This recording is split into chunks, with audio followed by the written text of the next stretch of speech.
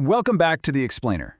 Today, we're embarking on a curated journey that goes way beyond the standard textbook bullet points you might remember from school. We are jumping straight into the heart of an incredibly dynamic, continuous civilization that has literally been shaping human history for millennia. We're talking, of course, about Egypt. And you know, this isn't just some place of dusty relics, it's a living, breathing tapestry where the ancient world and modern life are woven together in just the most fascinating ways. Okay, let's dive right into this. 5,000. That is the staggering number of years of recorded history this nation holds. Situated right at the crucial crossroads of Africa, Asia, and the Mediterranean, Egypt is actually the only country on Earth that physically connects these three totally different worlds. This totally unique geographic placement made it the ultimate hub of culture, commerce, and conquest for 5 millennia. But to really understand how this empire survived it all, we first have to look at the ground beneath their feet. Think about this stark contrast for a second. Imagine a massive landmass where 95% of it is harsh, unforgiving, arid desert. Just 5% is actually habitable. Survival in this ancient land isn't just influenced by the environment, it is entirely dictated by it. The whole shebang, the entire story of Egypt, is packed into that tiny 5% sliver of green. And that sliver exists for one reason and one reason only. Part 1. The River of Life. Let's talk geography and the Nile. To really grasp how this geography shapes daily life, you have to look at two totally different realities. On one hand, you have the Sinai Desert. Here, Bedouin nomads survive on as little as 1 inch of rainfall a year. They rely on deep ancestral wisdom, finding incredibly rare vegetation and crushing desert plants, like the agrum plant, just to make a lather to wash their hands. On the other extreme, you have the Nubian fishermen on the Nile. Their lives are 100% river-dependent.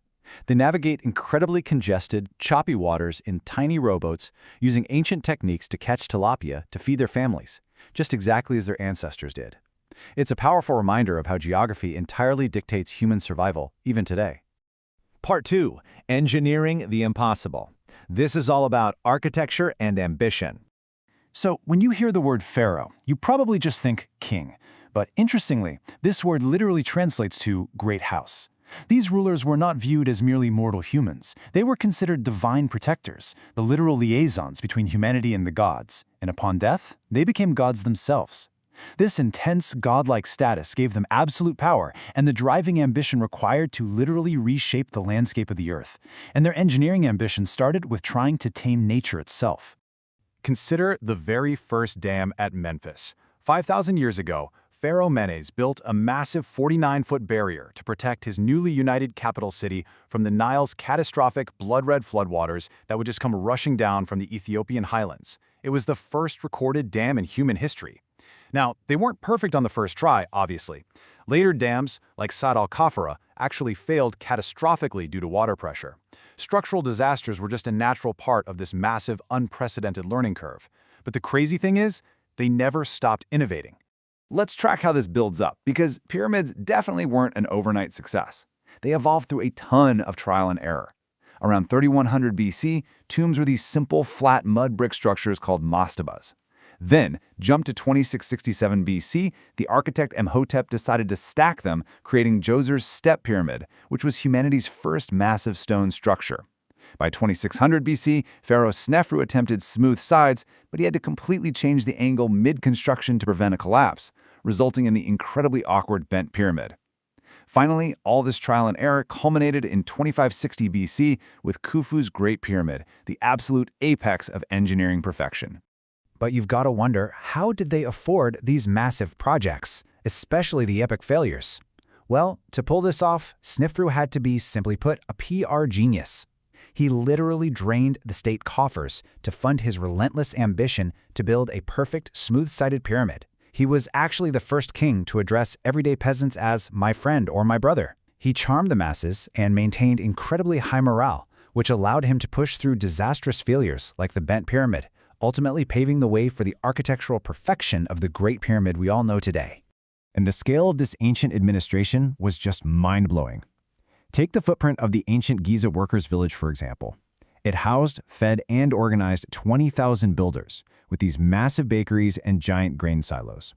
It was basically a bustling city. Now, compare that to the densely packed neighborhoods of modern Cairo.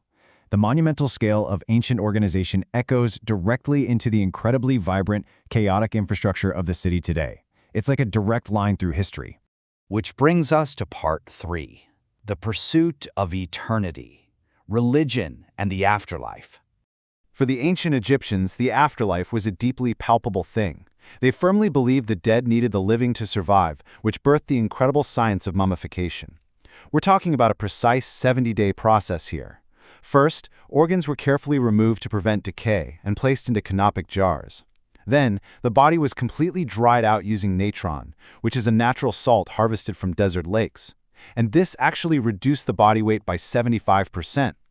Finally, it was meticulously wrapped in hundreds of yards of linen. This embalming was so perfectly executed that over 3 millennia later, we can literally still see the intact eyelashes on these ancient rulers. It's wild.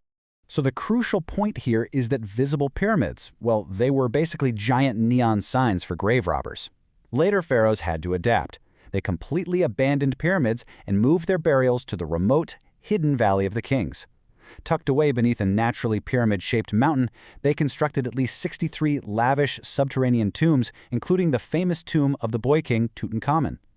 Ironically, though, their brilliant ancient preservation faces a totally unexpected modern threat today: the microscopic dust brought in by the shoes and clothes of millions of eager tourists, which slowly cements itself onto the fragile ancient paint. All right, part 4, the living canvas. Let's jump into modern culture. Okay, let's take a total left turn from the desert imagery for a second. If you look at Egypt's Red Sea coast, there is an entirely different world flourishing right below the surface. We are talking world-class coral reefs packed with colorful nudibranchs, reef sharks, sea turtles, and even rare dugongs happily grazing on seagrass. This pristine marine environment is honestly as dynamic and complex as any massive stone temple on land. Back in the heart of the capital, we find Al-Arafa, also known as the City of the Dead. This brilliantly illustrates how the past and present collide. See, as modern Cairo rapidly expanded, housing simply couldn't keep up, so families organically moved into a sprawling, historic necropolis. Today, living residents peacefully make their homes, drink their morning tea, and kids play right among grand medieval Islamic mausoleums and tombs. It is a stunning juxtaposition of everyday, vibrant life, seamlessly repurposing the architecture of death. And if you look up from those streets, way above the rooftops, you might see something totally unexpected: the Cairo pigeon races. This is a fiercely competitive sport dating back thousands of years. Urban breeders construct these precarious towering wooden structures called geyas high above the city skyline. They release their flocks into the sky, and the ultimate goal is to use your own birds to lure rival pigeons back to your tower. It is incredibly loud, it is deeply strategic, and it is a fascinating piece of ancient history thriving right in the modern urban sky. Perhaps absolutely nothing sums up modern Egypt's relationship with its past better than this next feat. Recently, engineers had to move a 3,000-year-old, 1,000-ton granite statue of Ramses the Great. Imagine the logistics. They loaded this priceless artifact onto a highly specialized truck and drove it at exactly 12 miles per hour through the famously chaotic, congested streets of Cairo. They had to be flanked by a massive police escort just to deliver it safely to the new Grand Egyptian Museum. It is a monumental feat of modern engineering serving to protect a monumental feat of ancient engineering. Which brings us to the end of our journey today. Egypt is a 5,000-year tapestry of brilliant engineering, profound spirituality, and just incredible, vibrant resilience. From the ancient kings securing their absolute place in the afterlife to the bustling, loud, modern streets of Cairo, the story of this incredible nation is still very much being written. The only question left is, what part of it will you discover next? Thank you so much for joining me on this explainer, and I will see you next time.